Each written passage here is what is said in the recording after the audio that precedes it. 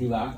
Because yun yung importante. Kasi kung saan ang galing yun, kapag nalaman mo, you'll be able to understand where it came from, then yung pagtingin mo sa kinikita mo is medyo merong importansya.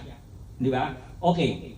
Ang sabi po ganito sa James 1:17, chapter 1 verse 17, every good and perfect gift is from above, coming down from the Father of the heavenly lights, who does not change like shifting shadows. Then, kapag yung hawak ng pera,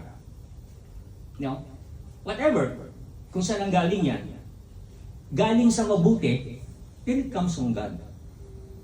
Di ba? Ano, sabing ganito, every good and perfect gift is from above.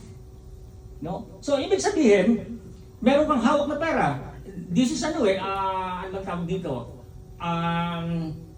Very easy to understand